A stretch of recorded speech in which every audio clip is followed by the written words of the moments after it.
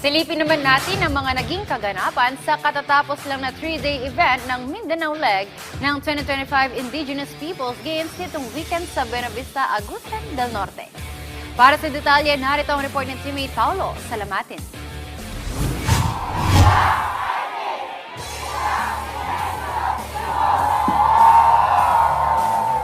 Naging matagumpay ang isa sa may tuturing na pinakamalaking Indigenous Peoples Games ngayong taon, ang Mindanao Leg, na ginanap sa Buena Vista, Agusan del Norte. Day 1 pa lamang ay pasabog na ang mga inihandang programa. Magmula sa opisyal na pagbubukas sa mga laro sa umaga hanggang sa dumilim ang kalangitan, alive pa rin ang lahat sa ginanap na Cultural Night. Mula sa naging performance itong 3-day event nang ibabaw ang bayan ng Las Nieves bilang overall champion itong nakarang weekend sa mahigit 500 katutubong lumahok mula sa 11 local government units, ang pinakamalaking edisyon ng IP Games sa buong Mindanao. Samantala pumangalawa naman ang Kabadbaran habang pumangatlo naman ang nasipit.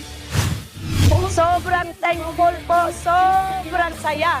Despite po sa sobrang tawag natin dito, kapoy, sa Bisaya pa kapoy. Tsaka kahit pa ganun po, sobrang happy po kami na nabigyan po ng chance yung Agusan del Norte, yung IPs na ipakita po yung aming lakas, yung aming galing at yung aming talento. Pasasalamat lalo na sa PSA at sa local na government sa Buena Vista at saka sa aming mahal na Gobernador Maria Cruz de la Mante dahil nabigyan po kami ng pagkakataon sa ganitong event na malaking event. Unang-una po, nagpapasalamat kami sa Philippine Sports Commission dahil isa po sila sa nag-prepare para mangyari itong event na to kasi kung wala sila at wala yung NCIP, hindi ito mangyayari ang event na to. So, grabe na pasalamat namin dahil sobra-sobra ang pagmamahal nila sa mga indigenous people dito sa ating territory. Sobrang ganda talaga ang nangyari dito ngayon sa Agusan del Norte kasi napakita namin yung kultura namin at tradisyon. Ang taunang aktibidad ay sinuportahan ng Provincial Government ng Agusan del Norte at Municipality ng Buena Vista na inilunsad ng Philippine Sports Commission sa koordinasyon ng DepEd Schools Division Office at National Commission on Indigenous Peoples o NCIP. Ayon kina Agusan del Norte Governor Maria Angelica Rose de la Mante, kasama si Buena Vista Mayor Joselito Roble, na kapwa present at nakipagkulitan sa event mula umaga hanggang gabi. Labis ang kanilang pasasalamat sa PSC sa pagdala ng nasabing palaro sa lalawigan, kung saan nagkaroon sila ng ideya na gawin itong taunang tradisyon tuwing IP month kada buwan ng Oktubre.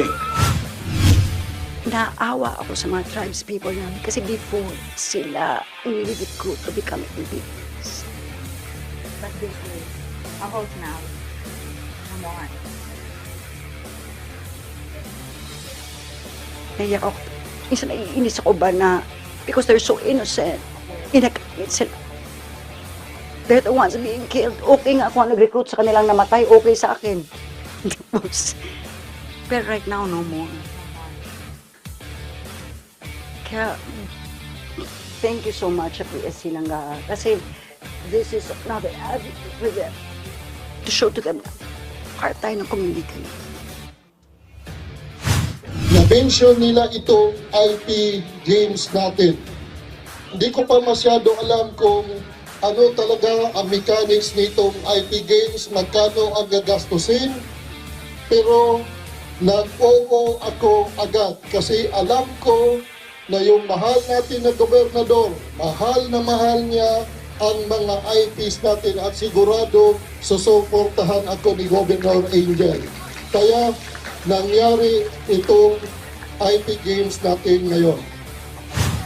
Pinuri naman ni Executive Assistant ang Office of Commissioner Matthew Gaston na si Lito Cinco, ang host LGU, na kung saan magsisilbi umano itong role model para sa iba pang mga hosting ng IP Games. This is the best IP game. That's comparing it to all the rest.